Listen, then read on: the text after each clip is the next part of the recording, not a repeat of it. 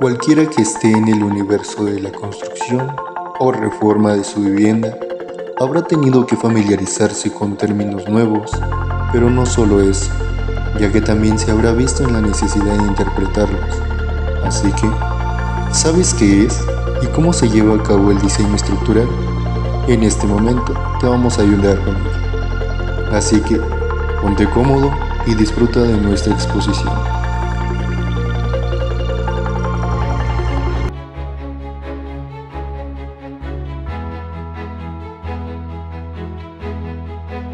Bueno, el diseño estructural es tomar la arquitectura, tomar los diferentes espacios que vamos a necesitar, las formas interiores y meter elementos estructurales como son columnas, traves, muros dentro de esos espacios que idealiza el arquitecto.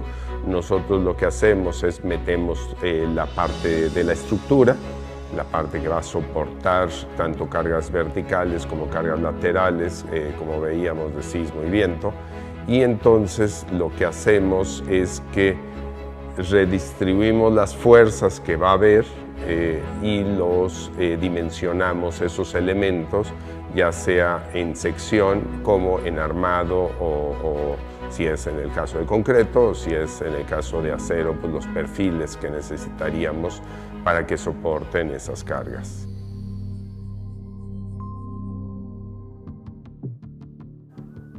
El procedimiento general del diseño estructural es el proceso creativo mediante el que se le da forma a un sistema estructural para que cumpla una función determinada con un grado de seguridad razonable y que tenga un comportamiento adecuado. Hay determinadas limitaciones que surgen de la interacción con otros aspectos del proyecto en global. Entonces, la solución al problema de diseño no se puede obtener mediante un procedimiento matemático inflexible. Para lograr ejecutar cualquier tarea y alcanzar un resultado deseado, es necesario realizar una serie de pasos o seguir una secuencia, y esto en el diseño estructural no es la excepción. Entre las áreas que se desarrollan en la ingeniería civil, como ya sabemos, tenemos al diseño estructural y se tiene como punto de partida las potencialidades que puede ofrecer un material, así también como las características naturales que lo hacen específico, el costo que éste posee y todas sus propiedades mecánicas. El término solicitación se emplea en cálculo estructural para designar algún tipo de acción externa o interna que afecta a un elemento o material, puede ser estructura o terreno, y que necesita ser tenido en cuenta en su dimensionado o en la estimación de su resistencia. Usualmente el término se aplica a fuerzas exteriores, esfuerzos internos transmitidos por una parte de la estructura o a otra parte adyacente, desplazamientos ocasionados por un desplazamiento del terreno o el empuje de algún elemento externo, deformaciones inducidas por varios fenómenos como dilatación térmica o retracción.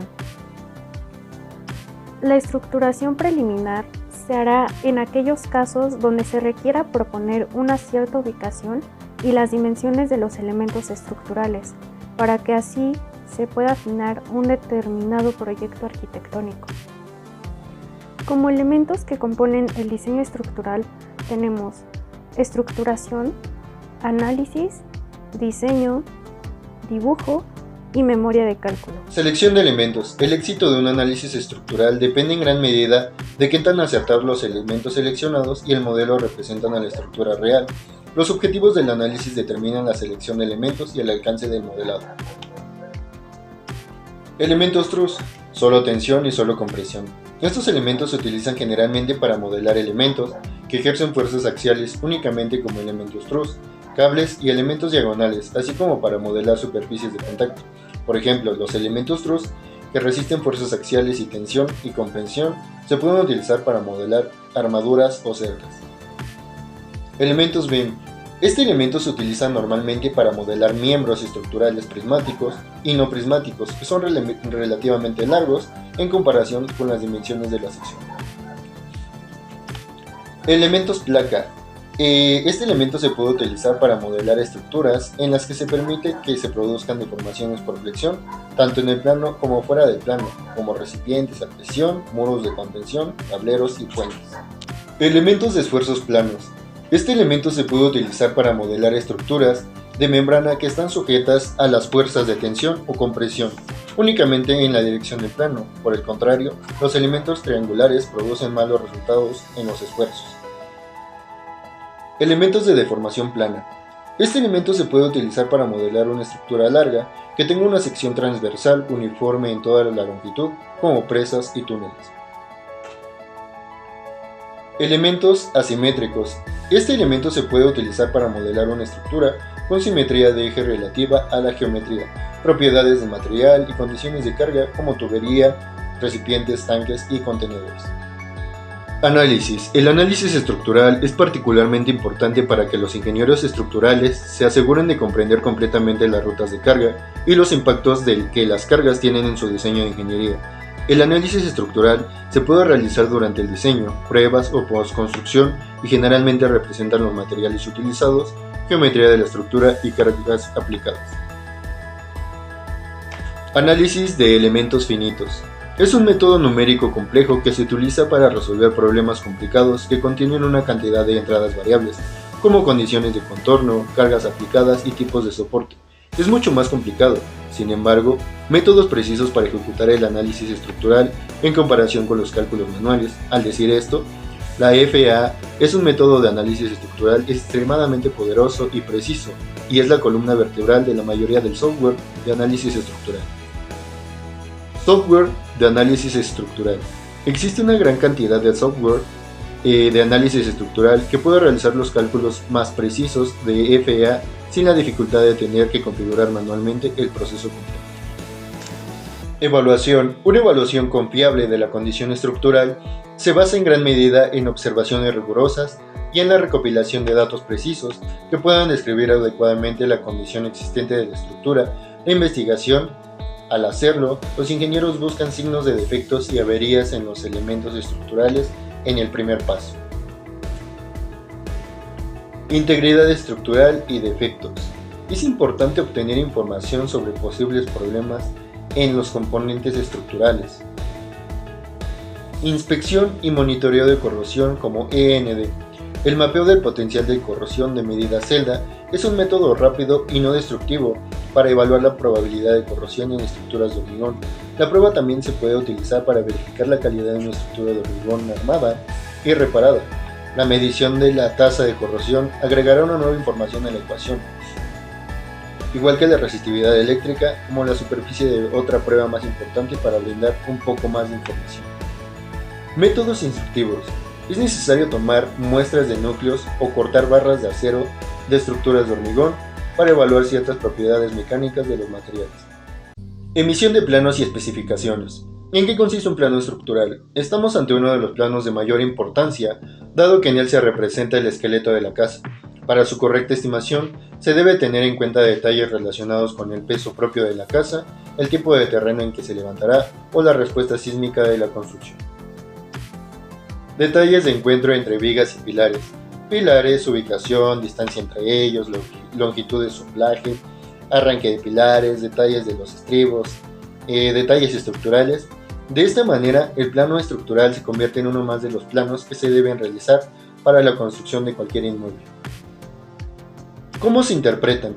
Los planos estructurales se dividen a su vez en planos de conjunto o plantas y planos de detalles y especificaciones. Planos de detalles y especificaciones. En definitiva, un plano estructural es difícil de leer, pero puedes extraer cierta información de él si tienes en cuenta los consejos que ya se te han expuesto.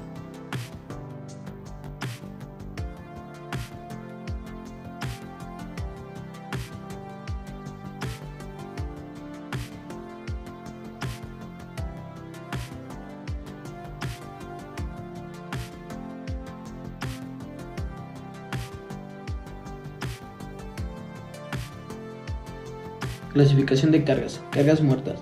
Se consideran como cargas muertas los pesos de todos los elementos constructivos y acabados y de todos los elementos que ocupan una posición permanente en la construcción, ya que tienen un peso que nunca cambia con el tiempo. Ejemplos de cargas muertas: traves, columnas, losas, tabiques, ventanas. Cargas vivas. Las cargas vivas son cargas que se producen por el uso de una ocupación de un edificio o de alguna estructura que no incluye cargas ambientales o de construcción, como la carga de viento, carga de nieve, carga de lluvia. Las cargas vivas incluyen a los ocupantes de la estructura, tráfico de vehículos, muebles, equipos, tabiques, móviles y algunas estructuras temporales que solo se usan por el corto periodo de tiempo. Cargas accidentales. Son aquellas cargas que pueden aparecer en algún momento causando aplicación de fuerzas y esfuerzos en alguna estructura, como lo son el viento, los temblores, la lluvia, entre otros. En conclusión, las cargas accidentales son cargas que pasan muy rápido o quizás por instantes, las cuales pueden ser calculadas teniendo en cuenta las características dinámicas del impacto suelo. del aire. Es el sector de la construcción, es responsable del 39%, es el emisor del dióxido de carbono relacionadas con la energía y con los procesos de este alto porcentaje. Se debe a las acciones en las obras y en el transporte de la fabricación de materiales para la construcción. Así mismo no olvidemos otro factor crítico de la contaminación, que son los polvos de las obras que se crean a partir del cemento, madera y piedra. Impacto del uso del agua. El agua juega un papel vital en la arquitectura bioclimática. Se debe considerar en la planificación del diseño como un elemento de la naturaleza que afecta la interacción del ser humano con el entorno a construir. Generar el agua trae beneficios múltiples tanto como en el diseño como en el proceso constructivo. Impacto de la energía renovable. El objetivo de este proyecto es reducir la huella ambiental de un inmueble. Para ello lo que se hace es aprovechar al máximo los recursos naturales para convertirlos en energía, tanto así se trata en una vivienda particular como en un edificio. Las energías renovables están aquí para mejorar las condiciones de las vidas de las personas en la habitación del inmueble.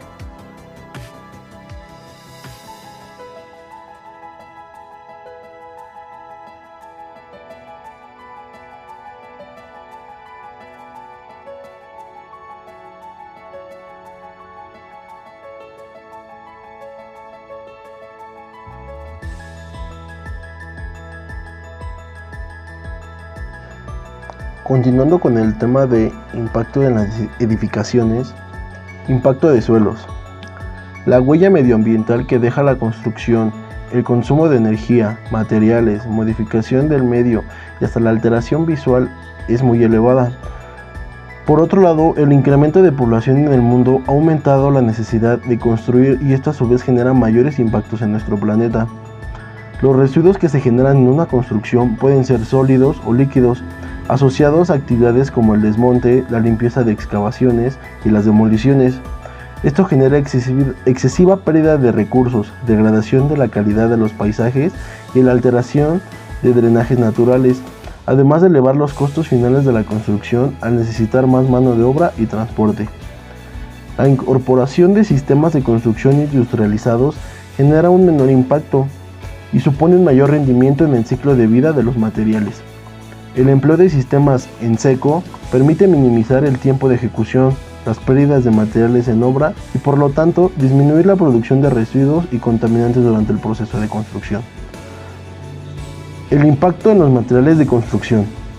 Tradicionalmente en el sector de la construcción se ha utilizado materiales de carácter locales como el ladrillo, la madera, el corcho, etc., lo que se traducía en unos costes energéticos e impactos ambientales reducidos. Existió una adaptación del diseño del edificio a las condiciones climáticas locales, lo que repercutió en una mayor calidad del edificio y un mayor confort térmico para los ocupantes. En la actualidad, el uso masivo de materiales de carácter global como el cemento, el aluminio, el hormigón y el PVC ha causado un incremento notable en los costos energéticos y medioambientales. La fabricación de los materiales precisos para construir un metro cuadrado de una edificación estándar puede suponer la inversión de una cantidad de energía equivalente a la producida por la combustión de más de 150 litros de gasolina. Cada metro cuadrado construido conllevaría una emisión media de 0.5 toneladas de dióxido de carbono y un consumo energético de 1.600 kilowatts que varía en su función del diseño del edificio, considerando solamente el impacto asociado a los materiales. Residuos de la construcción y demolición. son un factor de deterioro ambiental y paisajístico para la ciudad. Su inapropiado manejo genera una afectación tanto al espacio público como a los elementos que componen la estructura ecológica.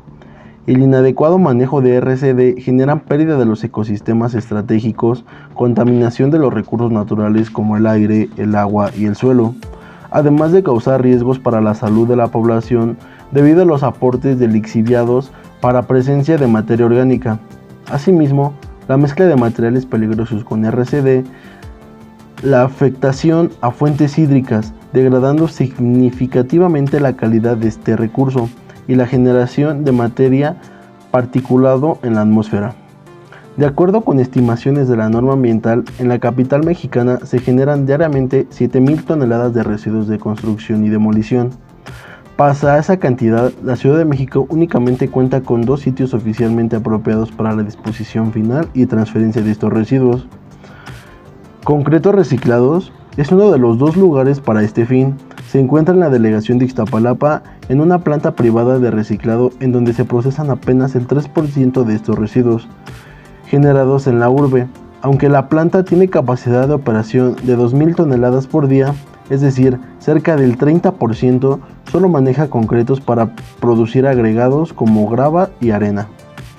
El otro espacio se localiza en Xochimilco. Se trata de uno de la estación de transferencia, es decir, solo reciben los desechos para enviarlos a algunos de los 14 sitios autorizados en el Estado de México, debido al convenio que hay entre la Secretaría del Medio Ambiente de la Ciudad de México y dicha entidad. Nosotros somos el equipo número 2 y esperamos que les haya encantado nuestra participación. Sin más que decir, hasta la próxima.